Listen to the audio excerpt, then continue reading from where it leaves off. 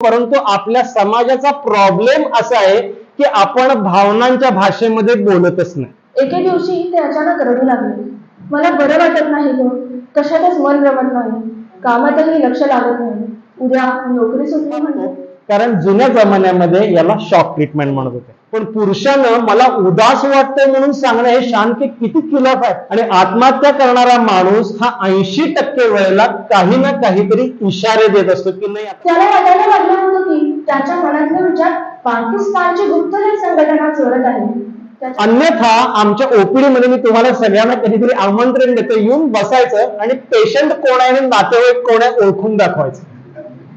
कळतच नाही. आणि ते आवाज मग वेगळ्या वेगळ्या पद्धतीचे आवाज असतात. कधी एक माणूस बोलत असतो, कधी दोन माणसं बोलत असतात, कधी दोन माणसं आपापसात याच्याबद्दल बोलत असतात, कधी कधी तो आवाज याला डायरेक्शन्स देत असतो. मला काय झालेलं नाही, यांचं डोकं तपासून घ्या असं यांचं म्हणणं असतं. की हैदराबाद मध्ये एक स्त्री उठून बसली आणि तिनं असा दावा केला की शाहरुख खान माझा मुलगा आहे. आपण पेपरमध्ये सर्रास 1-2 दिवसाआड बातम्या ऐकतो की चारित्र्याच्या संशयावरनं कुऱ्हाडीचा घाव बनून खून. हेच असतं. सौभाग्यवती रानडेंना जेव्हा हृदयरोग तज्ञांनी गेल्या 3 महिन्यात सगळ्यांना सांगितलं की तुम्हाला काहीही झालेलं नाही, बीपी नेहमी नॉर्मल असतो, प्रत्येक वेळेचा कार्डिओग्राम नॉर्मल असतो, रक्त तपासण्या नॉर्मल आहेत, तुम्ही मानसोपचार तज्ञांना दाखवा, तेव्हा त्यांनी डॉक्टरच बदलले. आधी एकंदरीत समाजाचा गैरसमज इतका की दिसला पेशंट की दिला शॉक असं मानसोपचार तज्ञ करतात. म्हणजे जी अतिशय निर्मिळती शक्यता होती तर त्या निर्मिळत्या शक्यतेचं ही मंडळी 100% निश्चिततेमध्ये रूपांतर करतात. कुंदाचं अजून लग्न झालं नव्हतं. घरात ती स्वतःच्या लग्नाबद्दल बोलायला लागली. देखणा मुलगा हवा, 10 लाख उत्पन्न हवं, घरात सासू सासऱ्यांची कटकट नको, कुठल्याही जातीच्या धर्माचं चालेल. पण आपल्याकडे कसं असतं की आज गोळ्या चालू केल्या की त्यांना पेशंटला काल बरं व्हायचं असतं. तशी ही अनिश्चितता आणि ही असुरक्षितता ही मानवी आयुष्याच्या मागेही कंटिन्यू असणारच आहे. अरे एकदा हातपाय धुतले की पुढे की पुढे 50-50 वेळा कशाला धुवायचे. आईचा राग अजिबात कमी होत नव्हता. मी काय करू सर, पोटची पोरगी दिसली की तिच्या पोटामध्ये सुरी खुपसावी असे अभद्र विचार येतात माझ्या मनामध्ये. पेटत्या गॅसवरती प्लॅस्टिकच्या भांड्यामध्ये चहाचा आधण ठेवणाऱ्या महिलेला तुम्ही काय म्हणाल? ज्या विचार, भावना आणि वर्तन याच्यामुळं व्यक्तीला स्वतःला किंवा व्यक्तीच्या परिघातल्या इतरांना जर समजा त्रास व्हायला लागला तर ते मानसिक अनारोग्याचं लक्षण आहे. इतकी साधी.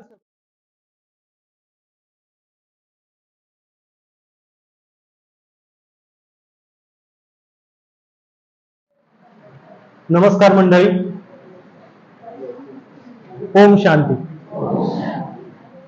आदरणीय ब्रह्मबाबांच्या तस्वीरीच्या समोर बसून बोलायचं भाग्य मला लाभलंय.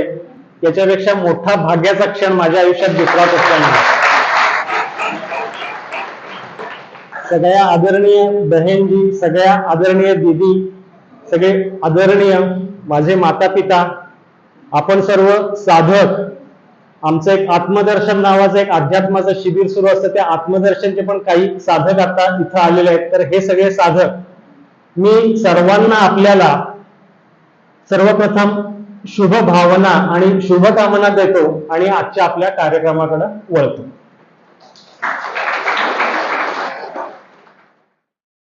आज मला इथं जागतिक मानसिक आरोग्य दिनानिमित्त बोलायला बोलवलेलं आहे. कसं असतं मंडळी की मानसिक आरोग्यामध्ये 3 महत्वाचे भाग असतात. पहिला भाग असतो हा विकासाचा भाग असतो, म्हणजे डेव्हलपमेंटचा भाग असतो. दुसरा भाग असतो तो डिस्ट्रेसचा भाग असतो, म्हणजे तणावाचा भाग असतो. आपण सगळे अध्यात्माचे साधक आहोत तर आपल्याला गीतेचं बॅकिंग आहे. तर त्याच्यामुळे हे पहिले जे 2 डी आहेत म्हणजे डेव्हलपमेंट आणि डिस्ट्रेस म्हणजे विकास आणि तणाव, तर याच्याकरता सर्व उत्तरं गीतेनं आपल्याला ऑलरेडी देऊन ठेवलेली आहेत. तर त्याच्यामुळं त्याच्याबद्दल मी आणखीन काय बोलणं हे म्हणजे काजव्यानं सूर्यासमोर चमकायचा प्रयत्न केल्यासारखा आहे. तर त्याच्यामुळं आज मी त्याच्याबद्दल बोलणार नाहीये. मानसिक आरोग्याचा तिसरा डी आहे तर तो डी आहे डिसऑर्डरचा डी आहे, म्हणजे आजारांचा डी आहे, की जिथं तणाव संपतो आणि तिथून पुढं आजार सुरू होतो. तर हे आपल्याला कसं असतं की बाकीच्या आजारांच्या बद्दल बऱ्यापैकी चांगली माहिती असते, परंतु हे मानसिक आजार असतात कसे, ते दिसतात कसे, ते वागतात कसे, याच्याबद्दल आपल्या मनामध्ये खूप अंशी अज्ञान असतं, गैरसमज असतात आणि मग त्याच्यामुळं आपण योग्य ठिकाणी उपचारांच्या करता पोहोचत नाही. त्यामुळं आजच्या व्याख्यानाचं डिझाईन करताना मी असं केलेलं आहे की कथा सांगायच्या मनोव्यथांच्या, याच्यामध्ये नावं येतील, खूप नावं येणार आहेत, परंतु एक लक्षात आपण ठेवूया, नावं काल्पनिक आहेत पण व्यथा मात्र सार्वत्रिक आहे. आज या कथा ह्या मनोविकार तज्ञाच्या दृष्टिकोनातून समोर दिसणाऱ्या कथा आहेत, परंतु त्या वाचून दाखवणार आहे माझी कन्या ऋजुता, 10वीत आहे ती, तर ती त्या कथा वाचून दाखवेल. कथा ऐकत असताना तुम्ही हे नेमकं या कथानायकाला काय झालं असेल, आणि हे सगळ्या कथा ज्या घडणार आहेत ना, तर ह्या आपल्याच घरामध्ये, आपल्याच गल्लीमध्ये, आपल्याच सोसायटीमध्ये किंवा कधी कधी आपल्यामध्येच त्या घडणाऱ्या कथा आहेत, परंतु आपल्याला अज्ञानामुळे याचं भान नसतं. त्यामुळे ही ज्या वेळेला कथा वाचून दाखवेल तर त्यावेळेला हे नेमकं काय असेल, काय का केलं, काय करता यांचा त्रास आपल्याला कमी करता येऊ शकेल किंवा कुठं आपल्याला मार्गदर्शन घ्यायला हवं, याचं भान आपण कंटिन्युअस ठेवावं. त्यामुळे फार वेळ न घालवता ही ऍक्च्युली ही सायकॅट्रिस्टची ओपीडी असल्यासारखीच मी तुमच्या समोर ठेवणार आहे. म्हणजे मला माझ्या एका बहिणीला प्रश्न विचारला की दादा तुझ्याकडे पेशंट येतात, ते कसले पेशंट येतात, तर ते मी आज तुमच्या समोर मांडणार आहे. विषय आहे कथा मनोव्यथांच्या. आपण सुरुवात करूया पहिल्या केसनं. तर माझ्या समोर एक केस आता ऋजुता मांडेल, तुम्हीही ऐका आणि मग त्यानंतर त्याचं विश्लेषण ते काय असेल हे मी सांगायला तुम्हाला प्रयत्न करतो. कथा पहिली. दिवाकर लांबून येताना दिसल्याक्षणी माधवीने चहा टाकला. दरवाजात आलेला चहा ही त्यांची फरमाईश होती, पण आज हातात चहाचा कप मिळाल्यावरही त्यांचा चेहरा खुलला नाही. किती गरम आहे असं म्हणून त्रासिक मुद्रेने त्यांनी कप बाजूला ठेवला. पेपर चाळायला घेतला नाही, मुलांची चौकशी केली नाही, सुन्न चेहऱ्याने ते बघत राहिले. चहा निघून गेला. अहो काही होतंय का तुम्हाला, म्हणून माधवीने हाक मारल्यावर ते एकदम दचकले. कुठे काय म्हणून सारवासारव करून एकाच घोटात त्यांनी चहा पिऊन टाकला. गेले काही आठवडे हे असंच चाललं होतं. कशातच त्यांचं लक्ष लागत नव्हतं. एरवी हसरा बोलका असा हा माणूस आजकाल कमी बोलतो. मुलांशी ते खेळत नसत, घरातल्या कामाला पूर्वीसारखा हातभार लागत नसत, कुठे बाहेर जाऊया म्हणून आग्रह धरत नसत. त्यांचं जेवणही कमी झालं होतं. पहाटे दूध घ्यायला माधवी उठे तेव्हा ते जागेच असत. ते उगाचच उदास, निरुत्साही आणि चिडचिडे झाले होते. माधवीला राहिलं नाही. ऑफिसमध्ये काहीतरी बिनसला असेल म्हणून दिवाकरांच्या एका मित्राकडे तिने चौकशी केली, पण तसं काहीच नव्हतं. कुणाशी भांडण तट्टा नव्हता, अधिक कामही पडत नव्हतं. ऑफिसमध्ये त्यांचं लक्ष लागत नव्हतं. कधी ना कधी त्यांच्या टेबलावर फाईलचा गठ्ठा साचू लागला होता. दिवाकर नको नको करत असतानाही माधवी त्यांना डॉक्टरांकडे घेऊन गेली. थकवा आलाय म्हणून टॉनिकचे इंजेक्शन घेतले, जगाच्या गोळ्या घेतल्या. 4 दिवस रजा झाली तरीही त्यांना बरं वाटेना. त्यांची बेचैनी वाढतच चालली होती. एके दिवशी ते अचानक रडू लागले. मला बरं वाटत नाही ग, कशातच मन रमत नाही, कामातही लक्ष लागत नाही, उद्या नोकरी सुटली म्हणजे. ऐकली आपण कथा. इथं दिवाकरांना काय झालं असेल, दिवाकर डॉक्टरांच्याकडे पण जाऊन आलेत बरं का. हे आपल्याला हे खूप ओळखीचं वाटतंय. दिवाकरांना डिप्रेशन किंवा नैराश्य ज्याला आपण म्हणतो, तर हा नैराश्याचा आजार जडलाय. आपल्याला वाटतं की काहीतरी कारण झाल्यानंतर नैराश्य येणं हे आपण समजून घेतो, कारण ते स्वाभाविक आहे ना, माझं एवढं अमुक नुकसान झालंय आणि त्याचा माझा लॉस झालाय, त्याच्यामुळे मला हे सगळं असं व्हायला लागलंय. पण इथं दिवाकरांच्या बाबतीमध्ये ताणतणावाचं काही कारण न होता सुद्धा त्यांना काय काय व्हायला लागलंय, तर त्यांना दिवसभर उदास वाटतंय. ज्या गोष्टींच्या मध्ये त्यांना आधी खूप रस वाटत होता त्यातला रस त्यांचा कमी व्हायला लागलेला आहे. त्यांचं जेवण कमी व्हायला लागलेलं आहे, त्यांची रात्रीची झोप कमी व्हायला लागलेली आहे आणि सतत त्यांना थकवा जाणवतो. याच्याकरता हे डॉक्टरांच्याकडे पण गेले. आपण सुद्धा खूपदा नैराश्य आल्यानंतर डॉक्टरांच्याकडे जातो, परंतु आपल्या समाजाचा प्रॉब्लेम असा आहे की आपण भावनांच्या भाषेमध्ये बोलतच नाही. म्हणजे काय, की जर समजा उद्या माझी परीक्षा आहे तर मी घाबरले असं म्हणण्यापेक्षा मी काय म्हणतो, अरे उद्या माझी परीक्षा, माझ्या घशाला कोरडच पडली. म्हणजे आपण काय करतो, त्या भावनेचा शरीरावरती जो काही परिणाम होतो तो वर्णन करून सांगतो, पण मी घाबरलो हे नाही सांगत. अरे बँकेचा वसुलीचा माणूस आला आणि मला एकदम चक्करच यायला लागली किंवा माझ्या छातीतच धडधडायला लागला, अरे मी घाबरलो हे सांगत नाहीये. किंवा माझं नुकसान झाल्यानंतर मला इतका अशक्तपणा आला, म्हणजे मला उदास वाटतं हे मी नाही सांगत आहे. म्हणजे एकंदरीतच आपल्या समाजाचा प्रॉब्लेम असा आहे की भावनेबद्दल बोलणं हे खूप कमीपणाचं मानलं जातं. त्यामुळे ही मंडळी डॉक्टरांच्याकडे जरी समजा गेली तरी सुद्धा मला इकडं दुखतं, तिकडं दुखतं, मला थकवा आलाय, मला झोप लागत नाही, मला भूक लागत नाही, हे फक्त शारीरिक लक्षणांच्या बाबतीमध्ये होतं. म्हणजे मनाला जे दुखतंय तर त्याच्याबद्दल बोलायची आपल्याला सवय नाही आहे किंवा त्याच्याबद्दल कोणाचं मार्गदर्शन घ्यायचं हे आपल्याला माहिती नाहीये. त्यामुळं आपण हे सगळं शारीरिक लक्षणांच्या बाबतीमध्ये बोलतो. तरी स्त्रिया बऱ्यापैकी सांगतात की मला दुखतं म्हणून, पण पुरुषानं मला उदास वाटतंय म्हणून सांगणं हे शान की किती खिलाफ आहे. काही कारण नाही, काय नाही, सगळं छान सोन्यासारखं चाललेलं आहे आणि ह्याला उदास व्हायला काय कारण झालं म्हणून चेष्टेचा विषय व्हावा म्हणून मला उदास व्हावा म्हणून कोण सांगत नाही, आणि त्यामुळे डॉक्टरांची फसगत सुद्धा होते. त्याच्यानंतर आणखीन यामध्ये काय व्हायला लागतं की डोक्यामध्ये नैराश्याच्या ज्यावेळेला नैराश्य सुरू होतं, हे क्लिनिकल डिप्रेशन किंवा नैराश्याचा आजार ज्यावेळेला चालू होतो तर त्यावेळेला डोक्यामध्ये अतिशय नकारात्मक विचार यायला चालू होतात. हे नकारात्मक विचार कसे असतात तर स्वतःबद्दल, म्हणजे मी चांगला नाही, मी बाद, अशा धर्तीचे काही विचार असतात, किंवा माझं भविष्य बाद, आता माझं काही चांगलं होण्यासारखं राहिलेलं नाही, अशा पद्धतीचे विचार चालू झालेले असतात. आणि तिसरी गोष्ट म्हणजे हे सगळं जे काही जग आहे ना, तर हे जग असं क्रूएल आहे, क्रूर आहे, ते मला जगू देत नाहीये. म्हणजे एकंदरीत जगाला दुष्ण देणं, अशा 3 ट्रॅक वरती ह्या नैराश्याचे विचार चालू झालेले असतात. मग आता आपल्याला प्रश्न पडतो, नैराश्य ही तर आपल्या अतिशय ओळखीची भावना आहे, मग हे नॉर्मल आलेलं डिप्रेशन आहे का हा आजारामुळे आलेलं डिप्रेशन आहे, हे ओळखायचं कसं? तर ह्याचा साधे सोपे असे निकष असे आहेत की जे आपल्याला काही कारणामुळे येणारं जे काही डिप्रेशन असतं तर हे काही दिवसांच्या मध्ये ते कारण दूर झालं की ते निघून जातं, किंवा ते डिप्रेशन आलेलं असतं. म्हणजे नॉर्मल उदास असताना सुद्धा जर समजा आपला नातू हसत हसत आपल्याकडे आला तर त्याला बघून आपल्याला आनंद वाटतो, किंवा एखादी चांगला जोक झाला, एखादी चांगली घटना घडली तर आपला मूड त्या वेळापुरता ब्राईटन होतो. परंतु हे डिप्रेशन मधला जो काही मूड असतो तर हा कंटिन्युअस असा हा तो निराश असतो. तुम्ही काही करा, चेहऱ्यावरती कितीही विनोद केला तरी चेहऱ्यावरती हसला तर एवढा फक्त हसेल, पण तो माणूस खळखळून हसत नाही. आणि दुसरी महत्वाची गोष्ट म्हणजे ज्या वेळेला आजाराचं नैराश्य असतं तर त्यावेळेला हा कमीत कमी 15 दिवस ज्या वेळेला चालतो तर त्यावेळेला आपण त्याला नैराश्य असं म्हणतो. 5-6 दिवसांमध्ये जे नॉर्मल डिप्रेशन असतं ते 5-6 दिवसांच्या मध्ये ते निघून जातं.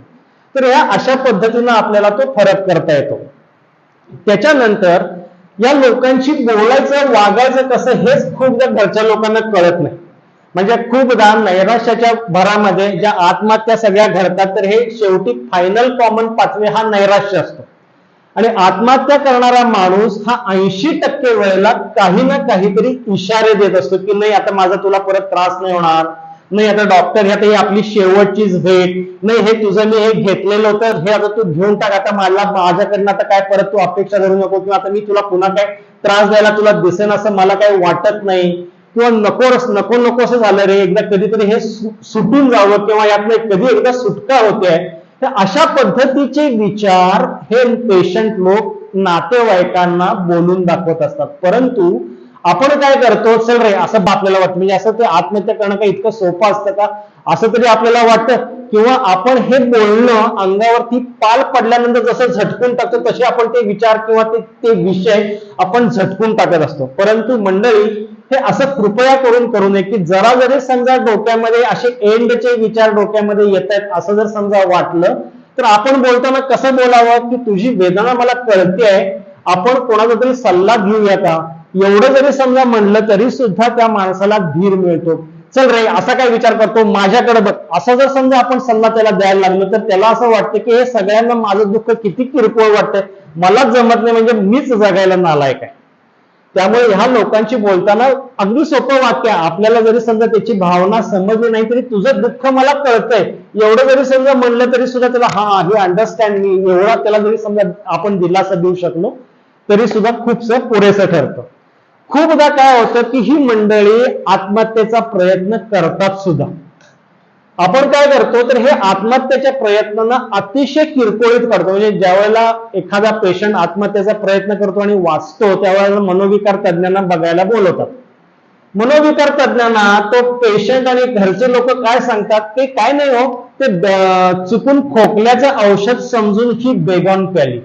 अरे एवढी बिंडो काय का ती खोकल्याच्या औषधाला बेगॉन समजायला. म्हणजे इथं तुम्हाला मदत आली आहे तुमच्या दारामध्ये पण ती घ्यायला मानसोपचार तज्ञाची मदत घ्यायला लोक सहजासहजी तयार होत नाहीत. इथे हे असं करून चालत नाही, कारण एकदा प्रयत्न फसला तरी येत्या 6 महिन्यामध्ये या व्यक्ती पुन्हा प्रयत्न करायची शक्यता असते. तर त्यामुळे कुठलाही आत्महत्येचा विचार किंवा आत्महत्येचा जर समजा प्रयत्न कोणी केलेला आढळास आलं तर मानसोपचार तज्ञांचा सल्ला घेणं हे अतिशय महत्वाचं. तर हे असतं हे डिप्रेशन. मग याची ट्रीटमेंट काय? दिवाकरांना आम्ही काय केलं तर दिवाकरांना पहिल्यांदा ही सगळी जी काही लक्षणं आहेत तर ही डिप्रेशनची लक्षणं आहेत हे त्यांना पहिल्यांदा समजावून सांगायला लागलं. त्यांचा प्रश्न असा होता की सगळं व्यवस्थित चाललंय मग मला असं का वाटतं. तर याचं मुख्य कारण असं होतं की मेंदूमध्ये काही मनाचं कंट्रोल करणारी काही रसायनं असतात. तर ती जर समजा हालायला लागली तर तिथं तुम्ही लाख काउन्सिलिंग करा, तुम्ही लाख त्यांना सत्संगाला घेऊन जावा किंवा लाख त्यांचे डोळे उघडायचा प्रयत्न करा तर ते सहजासहजी मेंदूतलं रसायन आपल्याला काय वाढवता येत नाही.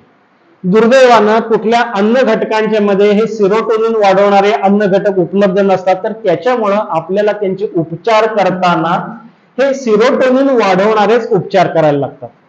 दिवाकरांच्या बाबतीमध्ये आम्ही तेच केलं. दिवाकरांना आम्ही अँटी डिप्रेशन सुरू केलं, पण आपल्याकडे कसं असतं की आज गोळ्या चालू केल्या की त्यांना पेशंटला काल बरं व्हायचं असतं.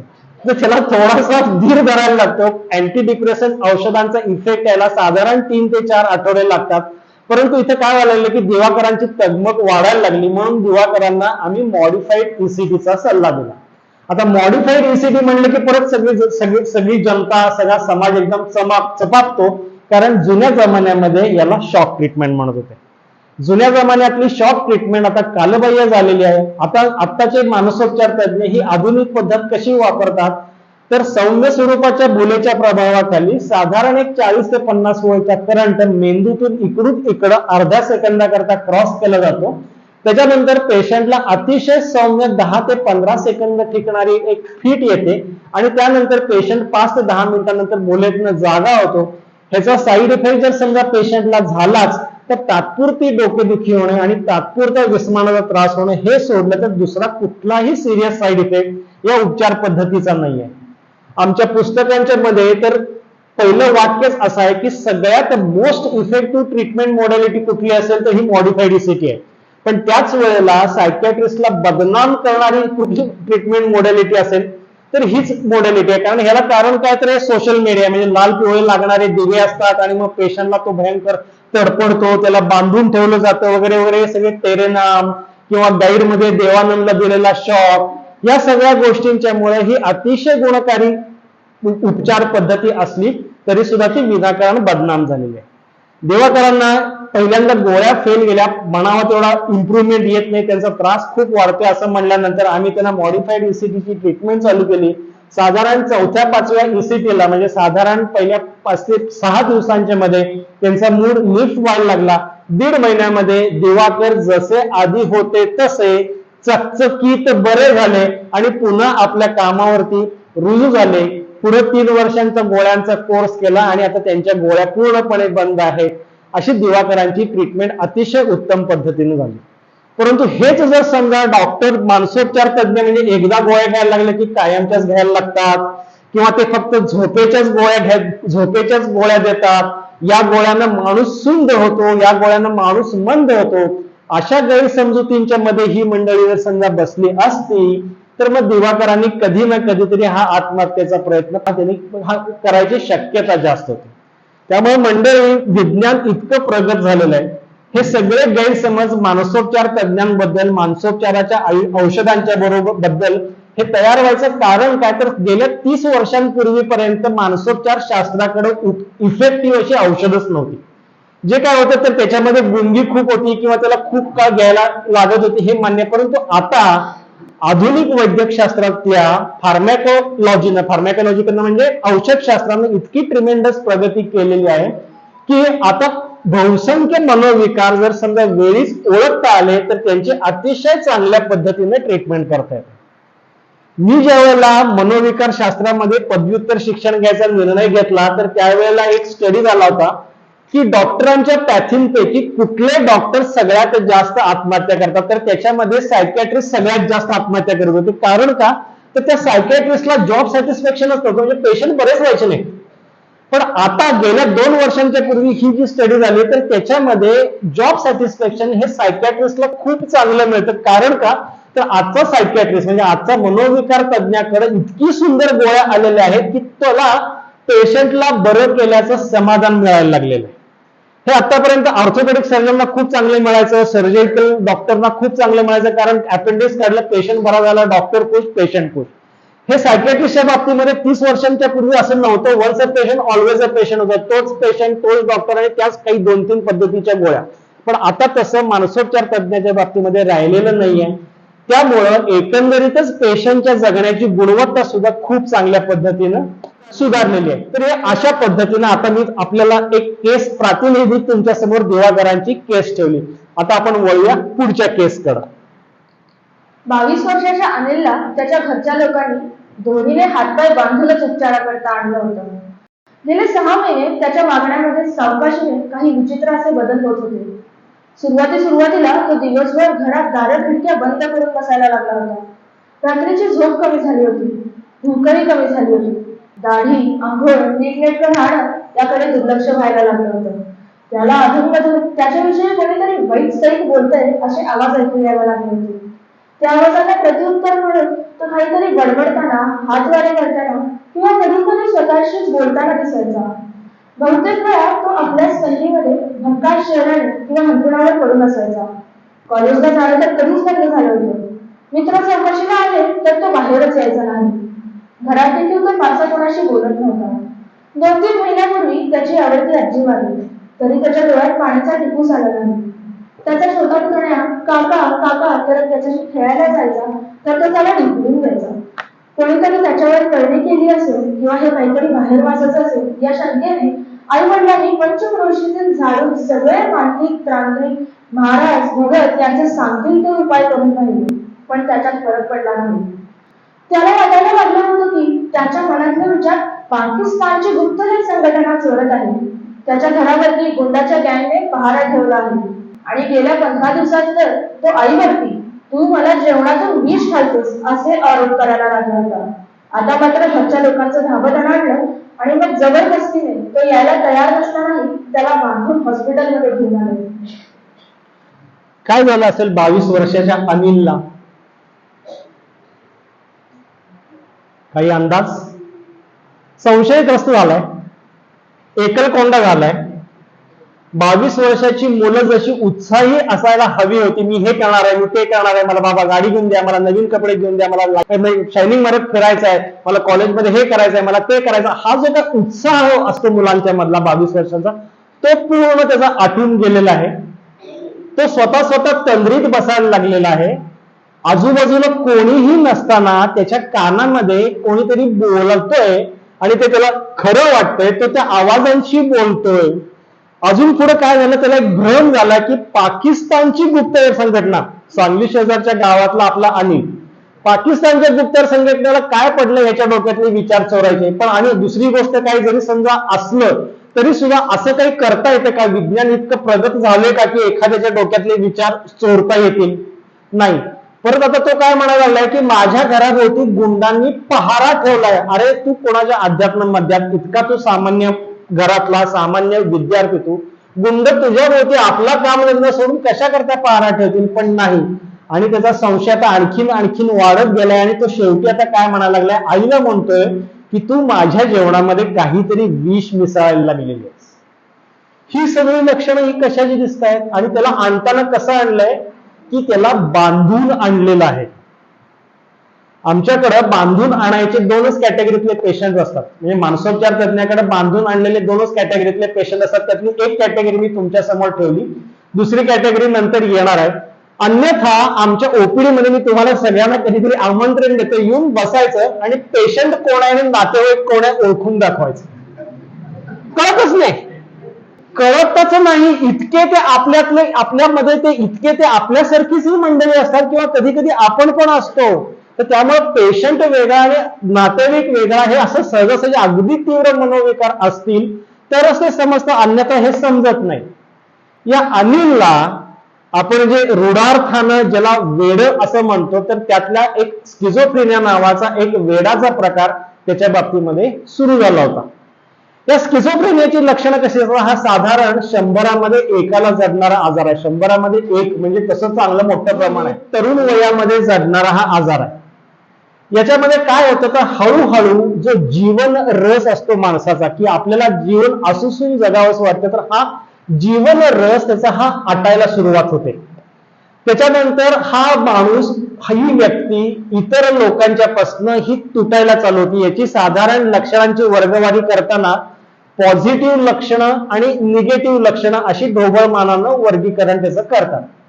पॉझिटिव्ह लक्षणं कुठली तर लक्षात ठेवायचा सगळ्यात मस्त उपाय म्हणजे काय की ज्या लक्षणांच्या मुळे घरच्या लोकांना त्रास व्हायला लागतो ते पॉझिटिव्ह लक्षण. म्हणजे तो आक्रमक व्हायला लागतो, तो स्वतः बडबडायला लागतो, त्याला कानामध्ये भास व्हायला लागतात, मग नातेवाईकांना त्याला बाहेर घेऊन जायची लाज वाटायला लागते, म्हणजे नातेवाईकांना त्रास व्हायला लागला, किंवा तो नीटनेटका राहण्याचा होतो. तर ही जी काय तर ही पॉझिटिव्ह लक्षण. आता याच्यामध्ये काय होतं तर पहिलं महत्वाचं लक्षण म्हणजे भास होता. हे भास म्हणजे कसा असतात तर हे अतिशय तुम्हाला जसं माझा आवाज क्लिअर ऐकू येतो तसा क्लिअर आवाज यांना ऐकू येतो. म्हणजे याला आम्ही पेशंटना किंवा नातेवाईकांना समजावून सांगताना काय सांगतो की आपल्याला घराबाहेर आपण बेल बसवलेली असते. ज्या वेळेला मला इथं बेल टिंग टॉंग ऐकू येते तर त्यावेळेला मी बाहेर येऊन बघतो तर त्यावेळेला त्या बेलचं बटन बाहेरच्या माणसानं दाबलेलं असतं, ते सर्किट कंप्लीट झालेलं असतं आणि आतमध्ये बेल मला ऐकू आलेली असते. अशा वेळेला तो माणूस, ती व्यक्ती मला तिथे बेल दाबलेली दिसते.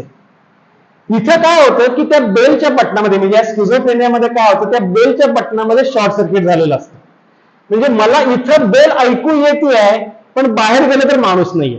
कारण का तर त्या बेलच्या बटनामध्ये शॉर्ट सर्किट झाला आणि नुसतीच बेल मला ऐकू यायला लागली. आणि तो अनुभव इतका खरा असतो, सुरुवातीला पेशंटला कळत नाही कोण बोलते, परंतु ते आवाज ह्याच्याच मेंदूतनं तयार झालेले असल्यामुळं याचं काय चाललंय ते त्यांना कळत असतं. याचं काय चाललंय हा विचार काय करतोय ते त्याला कळत असतं, कारण ह्याच्याच डोक्यातनं ते सगळं तयार झालेलं असतं. आणि ते आवाज मग वेगळ्या वेगळ्या पद्धतीचे आवाज असतात. कधी एक माणूस बोलत असतो, कधी दोन माणसं बोलत असतात, कधी दोन माणसं आपापसात याच्याबद्दल बोलत असतात, कधी कधी तो आवाज याला डायरेक्शन्स देत असतो. हे अशा पद्धतीचे ते आवाज भयंकर त्याला त्रास द्यायला लागतात. सुरुवातीला हे खोटं असं वाटत असतं, पण नंतर ते इतकं त्यांना रिअल वाटायला लागतं की मग ते त्यांच्याशी भांडायला लागतात. आपण रस्त्यानं स्वतः भांडण किंवा शिव्या देत जाणारे ज्या व्यक्ती बघतो तर ते काय चाललेलं असतं तर त्यांना ते कानातले आवाज येत असतात आणि ते त्यांच्याशी भांडत असतात. हे आपण खूपदा हे चित्र सर्रास बघितलेलं आहे. इथं काय झालेलं असतं की तो स्किझोफ्रेनिया अनट्रीटेड आहे, तर त्याचा जो आजार आहे तर त्या आजाराची ट्रीटमेंट झालेली आहे, भास भरामध्ये चालू आहेत आणि घरच्या लोकांनी त्याला देवाचा आहे म्हणून त्याला सोडून दिलेलं आणि मग हे असे भरकटत जातात. तर हे भास होणं हे एक लक्षण.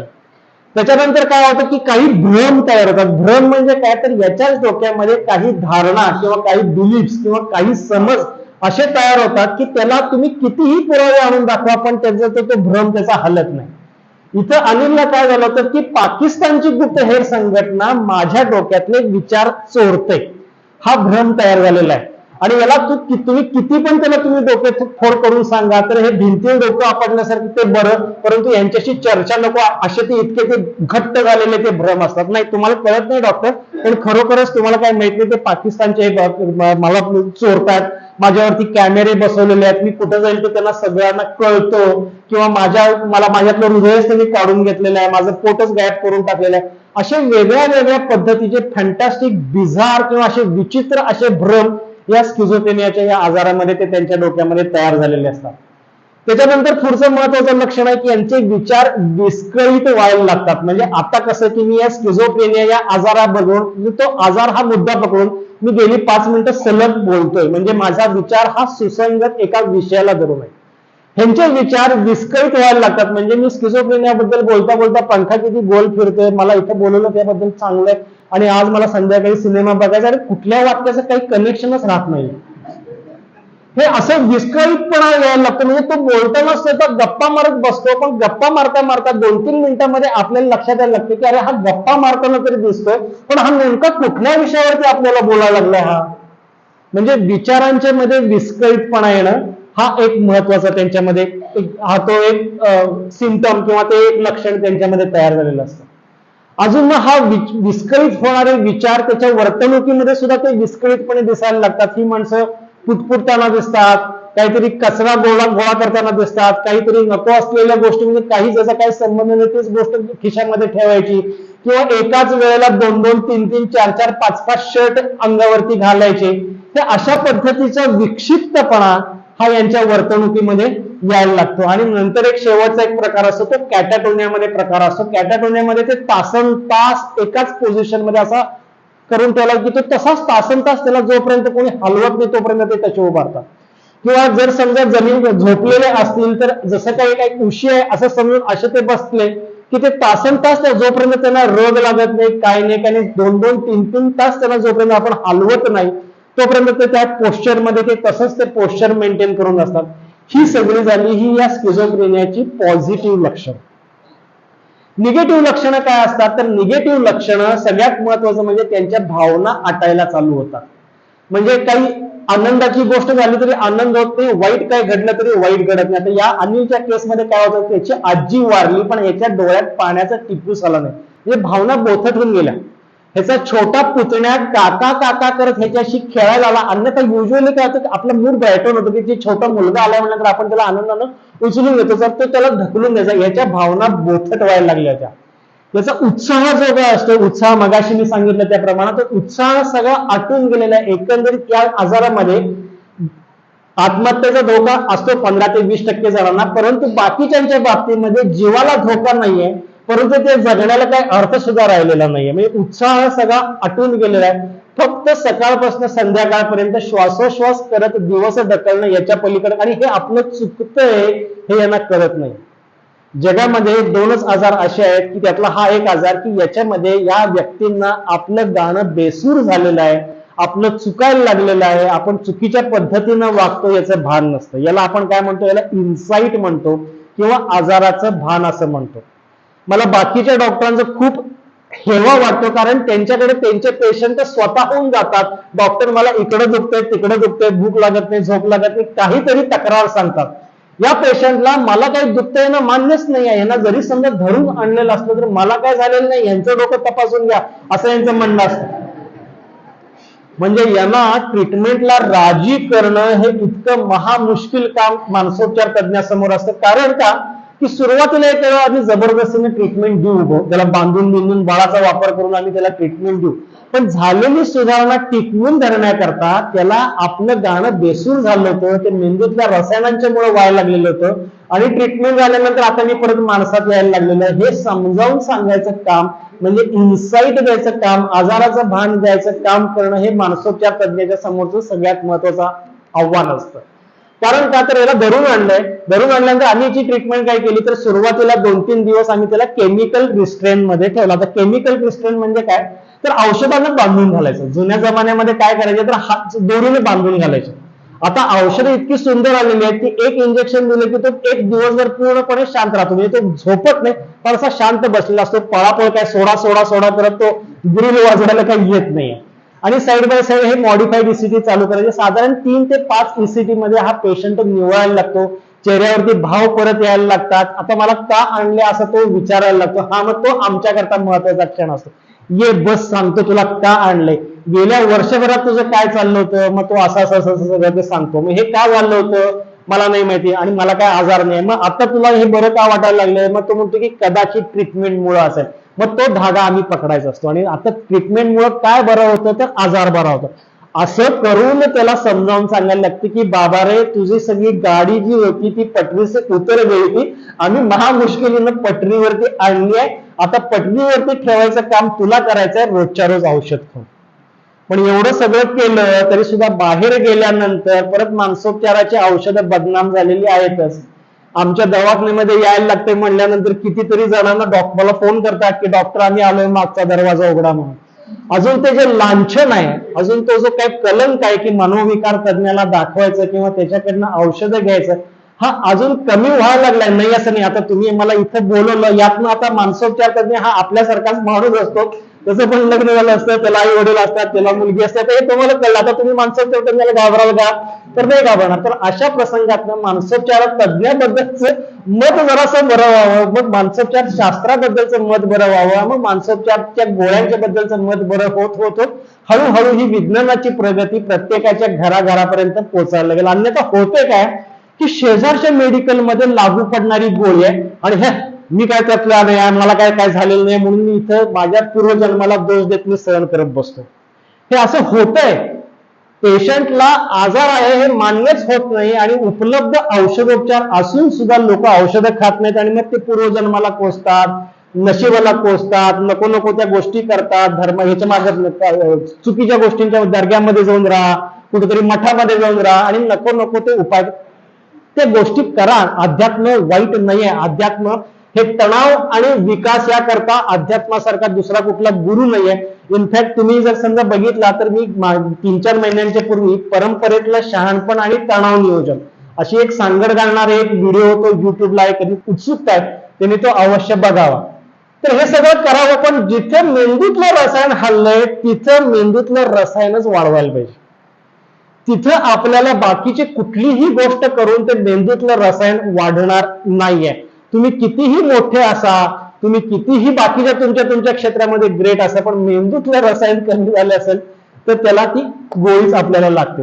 तर इथं अनिलच्या बाबतीमध्ये आम्ही ईसीटीचा कोर्स केला, साईड बाय साईड गोळ्या चालू केल्या.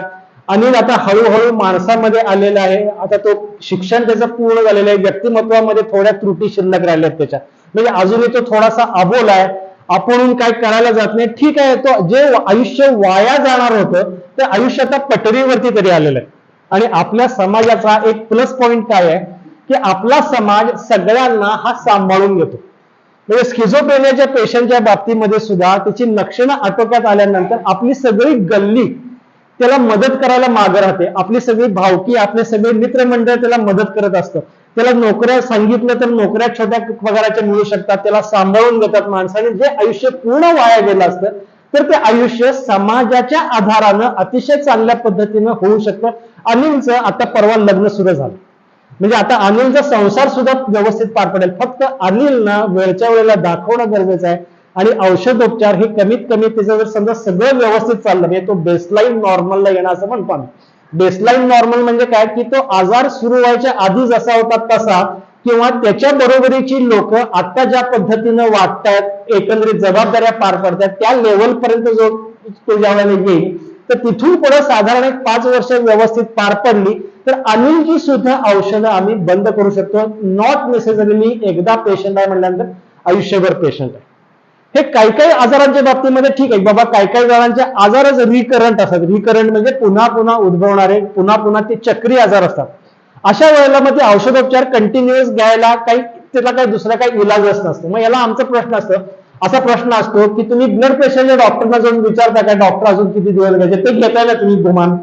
डायबिटीसचे औषध गुमान घेताय ना, चष्मा लावलाय, माझा नंबर कधी जाईल, अजून किती दिवस चष्मा लावणार, असा पेशंटला जाऊन आपण डॉक्टर जाऊन विचारतो का? ते आपण ऍक्सेप्ट करतो.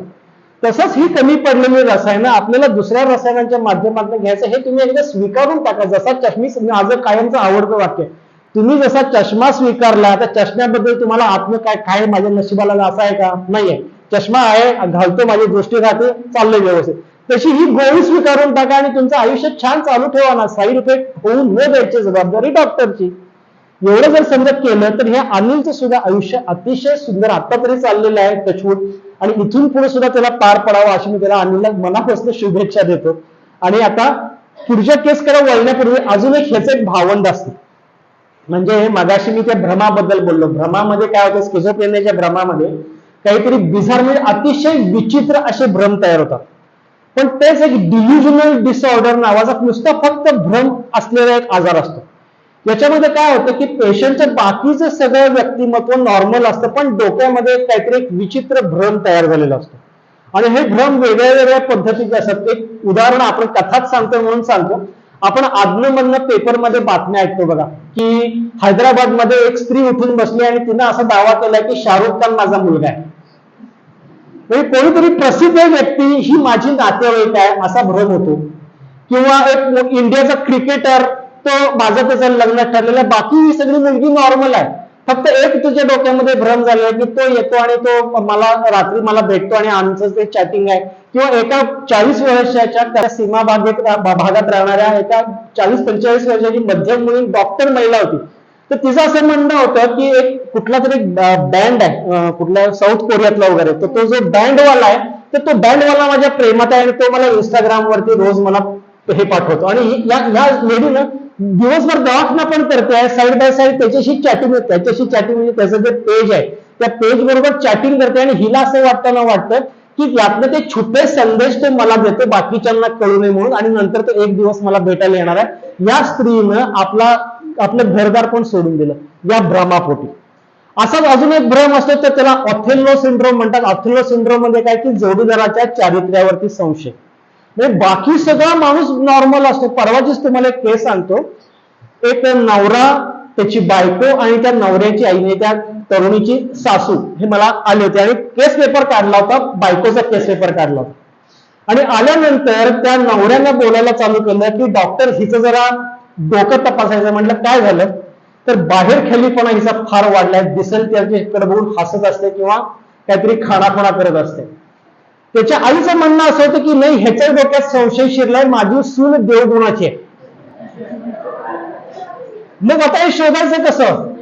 मग आता आम्ही याला काय करतो की तुम्हाला पुरावे काय काय मिळायचं. पण आता हा माणूस जो आहे तर गावातला प्रतिष्ठित माणूस आहे, सरपंच माणूस आहे, म्हणजे सरपंचपणाच्या जबाबदाऱ्या व्यवस्थित पार पडतो.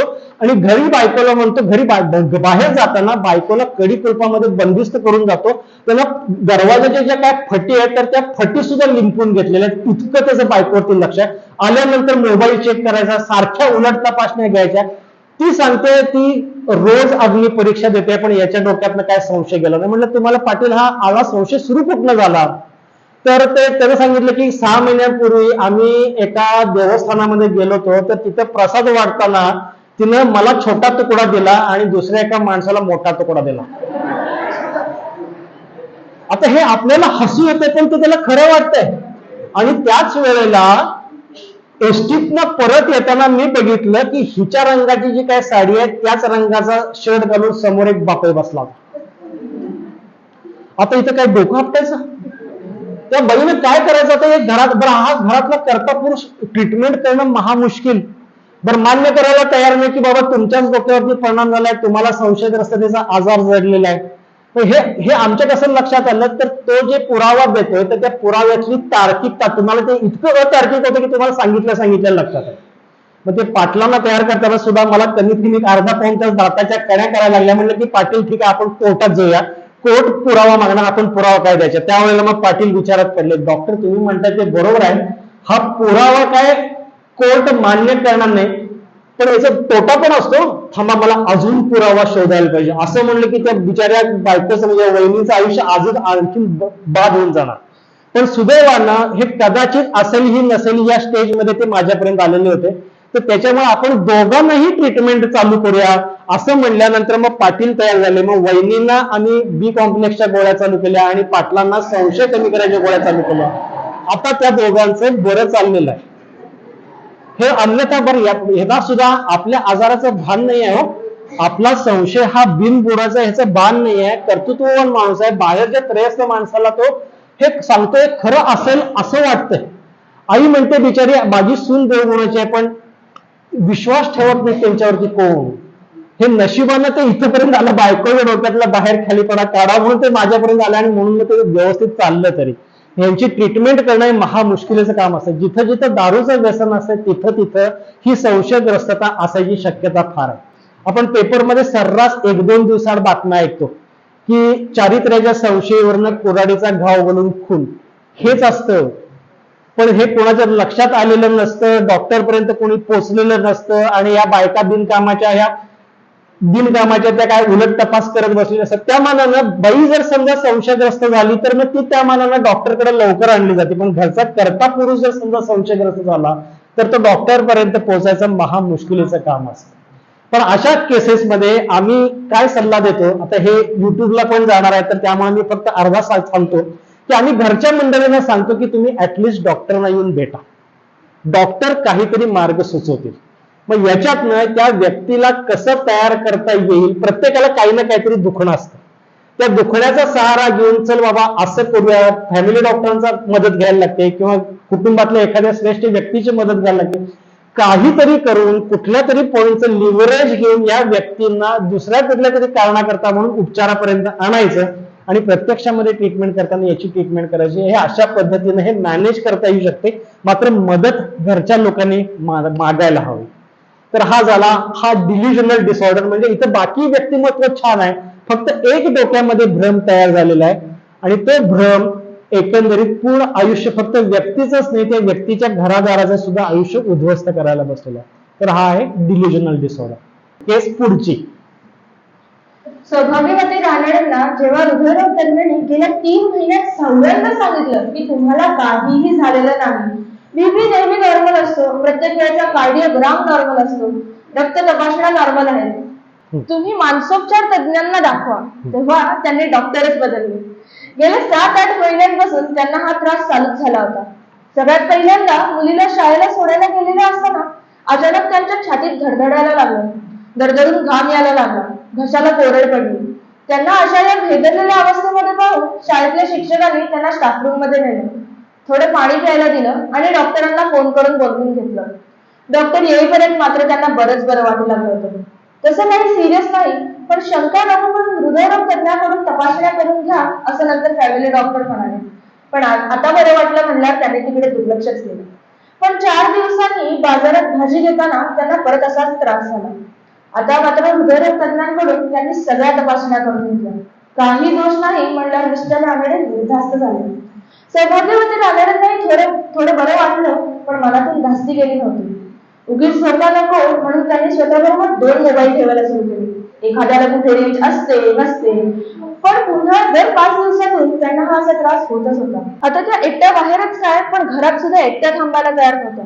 न जाणे चुकून कधी हा अटॅक यायचा आणि या भीतीने त्यांनी आपल्या आईला सोबत राहायला बोलवून घेतलं. पण हे प्रकार सुरूच राहिले. जेव्हा दुसऱ्या हृदयरोग तज्ञांनी सुद्धा मानसोपचार तज्ञांना दाखवा असा सल्ला दिला, तेव्हा अत्यंत नाखुशीने त्या सायकॅट्रिक क्लिनिक मध्ये पोहोचल्या. काय झालं असेल सौभाग्यवती रानडेंना? या सौभाग्यवती रानडे आल्या त्या सुद्धा खूप वर्षात बिचकत आल्या आणि आल्याला डॉक्टर तुम्ही शॉक देणार नाही ना? अहो म्हणलं वहिनी बसा तरी. म्हणजे काही सांगायच्या आधी एकंदरीत समाजाचा गैरसमज इतका की दिसला पेशंट की दिला शॉक असं मानसोपचार तज्ञ करतात.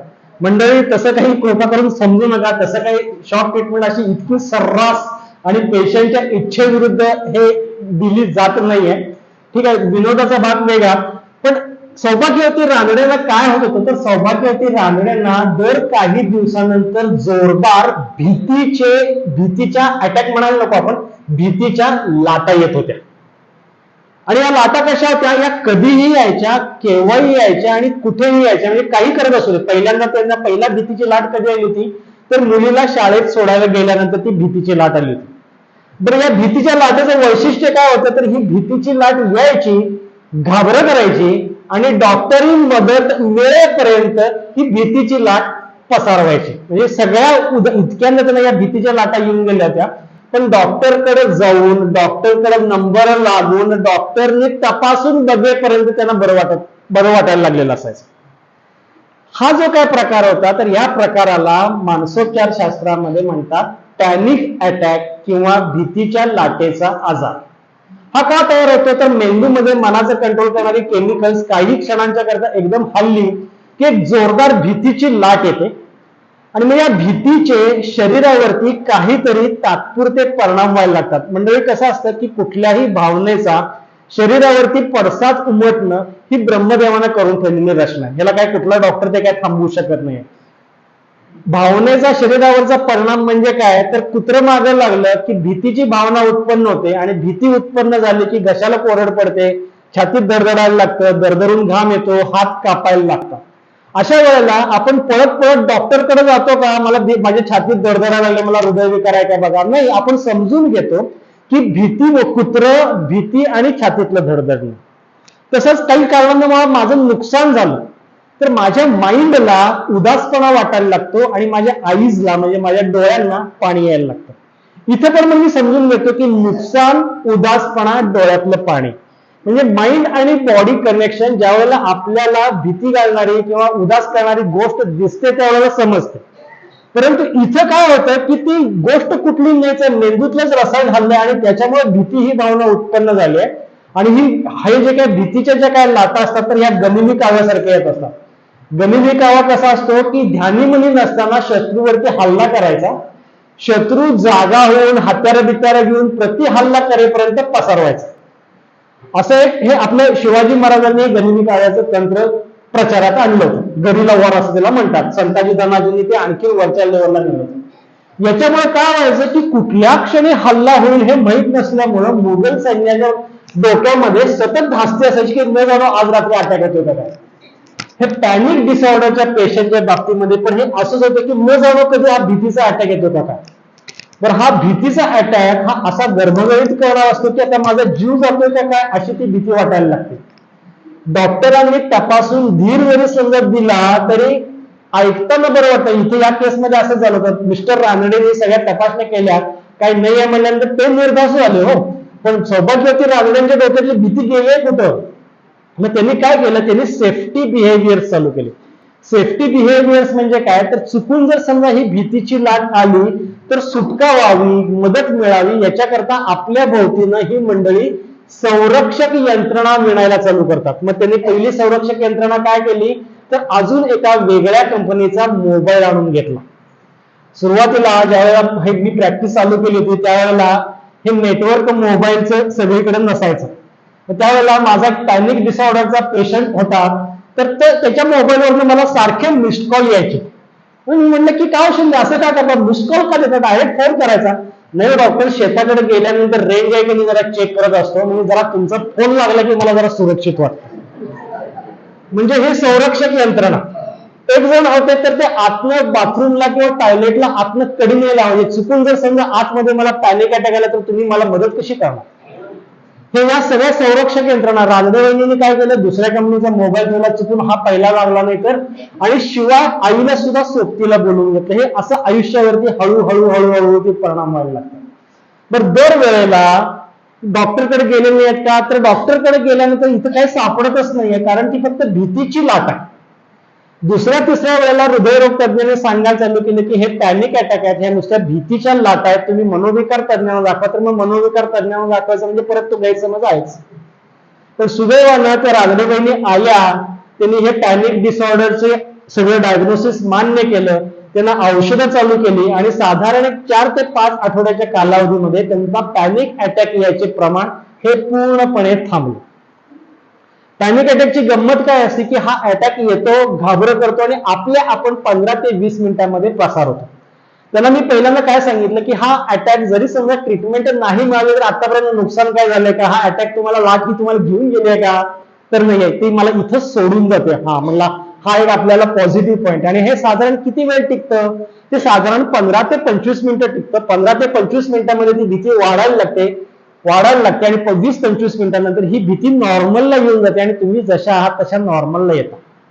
हे त्यांना पटल्यानंतर मग या पॅनिक अटॅकमध्ये आतापर्यंत मनुष्य जातीच्या इतिहासामध्ये एका सुद्धा व्यक्तीचे प्राण गेलेले नाही. हे मी तुम्हाला बॉन्ड पेपरवरती लिहून देतो. हे ज्यावेळेला त्यांना सांगितलं तेव्हा त्यांना बरंचसं हायसं वाटलं, त्यांची भीती कमी झाली आणि औषधांना त्यांचं पॅनिक अटॅक यायचं प्रमाण हे पूर्णतः थांबलं. हे पॅनिक अटॅक समजावून सांगून, दुर्लक्ष करून, तुमच्या मनचंच आहे असलं बोलून हे जात नाही. त्याला ते सिरोटोनिन वाढवणारं औषध घेतलं की मात्र हा पेशंट अगदी चकचकीत व्यवस्थित बरा होतो. तर ही आहे ही पॅनिक डिसऑर्डर. अजून नेक्स्ट केस. सौभाग्यवती नेमकर सतत काळजीत असतात. रात्री झोपताना पहाटे गजर वाजेल ना, दूधवाला वेळेवरती येईल ना, नळाला पाणी असेल ना, या विचारांनी त्यांना झोपच लागत नाही. सकाळी उठल्यावर पुन्हा नवीन काळजा. मुलांच्या शाळेची बस सुटेल का? यांचा डबा वेळेवर होईल ना? नेमकं वहिनी अतिशय धाकपळ करत असतात. खरं म्हणजे त्याचमुळे त्यांचा गोंधळ जास्त वाढतो. मुलं शाळेत गेली की मग स्वयंपाकाची तयारी. भाजीत मीठ जास्त तर नाही पडलं ना? हे रागवतील का? दूध गरम करायचंच राहिलं, नासून तर नाही जाणार ना? काम कितीही छोटं असलं तरी ते सुरळीतपणे पार पडेल असं त्यांना वाटतच नाही. कुठलाही विषय काळजीला पडतो. जगातले प्रत्येक संकट आपल्यावरच कोसळेल असं त्यांना उगीचच वाटतं. मुलाला ताप आला तर अगोदर हातात मेंदूत गेला तर, यजमानांना यायला उशीर झाला तर अरे देवा, काही अपघात वगैरे झाला की काय? बाहेरून खूप दिवसात फोन आला नाही तर अगोबाई, आता माझं बाहेर सुद्धा तुटलं वाटतं. अगदी छोट्याशा कारणावरून त्यांची झोप होती. जीव घाबरतो, डोकं सुन्न होतं, छातीत धडधडायला लागतं. त्याचं दुखणं आता कोणी मनावर घेत नाही आणि मला कोणी किंमतच देत नाही असं म्हणून त्याचा त्यांना अधिकच त्रास होतो. नेमकर वहिनींना काय झालं असेल? हे आतापर्यंत माझा अनुभव असा आहे की ही ज्या वेळेला केस सांगतो ना, तर त्यावेळेला खूप जण हसायला लागतात एकमेकांच्याकडे बघून, कारण हे खूप कॉमन आहे. हा जो काय आहे तर याला आपण सर्वसाधारण चिंता रोग असं म्हणतो, म्हणजे ज्याला काळजी रोग असं पण म्हणतो. सगळं छान आहे. नेमकर वहिनींच्या आयुष्यामध्ये काय दुखण्यासारखं किंवा असा कुठला पॉइंटर आहे का की ज्याच्यामुळे यांनी काळजी करावी? तर नाही आहे. यांचं वर्णन कसं आहे बघा, की दैनंदिन जीवनातला कुठलाही छोटासा प्रसंग त्यांना काळजी करण्याकरता पुरतो. म्हणजे हा सर्वसाधारण चिंता रोग जो काय आहे तर त्याची लक्षणं काय असतात? तर सगळ्यात महत्वाचं लक्षण कुठलं? तर दैनंदिन आयुष्यातल्या छोट्या छोट्या गोष्टींच्या बद्दल खूप प्रमाणामध्ये चिंता वाटणं आणि भीती वाटणं. बरं, ही चिंता अतिरिक्त आहे हे समजते त्यांना, परंतु त्यांना ही चिंता काबूमध्ये ठेवता येत नाही. आणि मगाशी मी सांगितल्याप्रमाणे माइंड आणि बॉडी कनेक्टेड असतं, त्यामुळे या माइंड मधल्या चिंतेचा शरीरावरती काहीतरी तात्पुरता परिणाम व्हायला लागतो आणि मग वेगळ्या वेगळ्या पद्धतीच्या डोकेदुखी, त्याला टेन्शन हेडेक चालू होतं, किंवा IBS म्हणजे इरिटेबल बाउल सिंड्रोम नावाचा प्रॉब्लेम चालू होतो, ब्लड प्रेशरचा आजार चालू होतो, ऍसिडिटी चालू होते. हे सगळे जे काही प्रकार आहेत तर ह्या चिंता रोगामुळे, काळजी रोगामुळे हे चालू होतात. आता हा काळजी रोग, घरच्या लोकांची रिॲक्शन कशी आहे? तू ना प्रत्येक गोष्टीची काळजीच करतेस. डॉक्टरांच्याकडे गेलं तर वहिनी तुमचं मनचं असं इतकी काळजी करत जाऊ नका. पण वहिनीला कळतं ना की इतकी काळजी करायला नाही पाहिजे, पण ते कसं नाही करायचं हे त्यांना कोण सांगतच नाहीये. म्हणजे इथं यांना योग्य सल्ला काय की वहिनी, मेंदूतलं रसायन कमी पडतंय, आपण रसायन वाढवूया. हा एक अँगल झाला सल्ल्याचा. आणि दुसरा एक अँगल याला समजावून सांगायचा. तर ही मंडळी काय करतात? तर प्रत्येक गोष्टीचं भयंकरीकरण करतात. म्हणजे आता कुठलीही गोष्ट असेल तर मी आता इथून घरी निघाल्यानंतर वाटेत कोणाला तरी धडकायची एक शक्यता आहे, तर ह्या मंडळी काय करतात? तर त्या शक्यतेचं 100% निश्चिततेमध्ये रूपांतर करतात. म्हणजे मिस्टरांना घरी यायला कामावरनं उशीर झाला तर ऍक्सिडेंट झाला असेल ही एक शक्यता नाही आहे का? तर ती शक्यता म्हणून आहे, पण ती अतिशय दुरस्थ, म्हणजे 0.001% शक्यता आहे. यांना वाटताना काय वाटतं की ते 1000% तसंच झालेलं असणार. म्हणजे जी अतिशय निर्मिळती शक्यता होती तर त्या निर्मिळत्या शक्यतेचं ही मंडळी 100% निश्चिततेमध्ये रूपांतर करतात. एक. आणि दुसरी गोष्ट, ही मंडळी चुका काय करत असतात की जर समजा तसं घडलं तर त्याला तोंड देण्याकरता आपल्यामध्ये ज्या कोपिंग ॲबिलिटीज असतात, कोपिंग ॲबिलिटी म्हणजे काहीतरी प्रसंग आपल्यावरती गुदरल्यानंतर आपल्याकडं त्याला तोंड द्यायच्या ज्या काही क्षमता असतात तर त्या आपल्याकडे नाही आहेत असा यांचा समज असतो. त्याच्यामुळे माझ्या आयुष्यामध्ये कधीही काहीही वाईट घडताच कामा नये असा त्यांचा एक हट्ट असतो.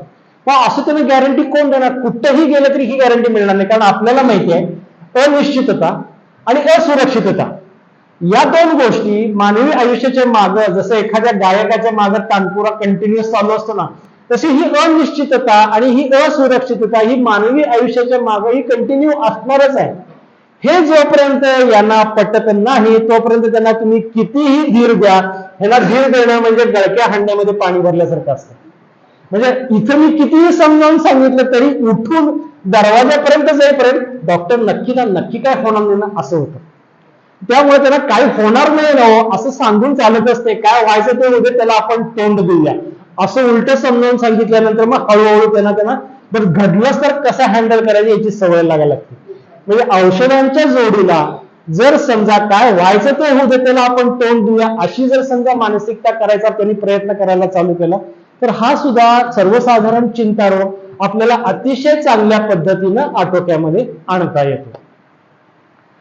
केस पुढची.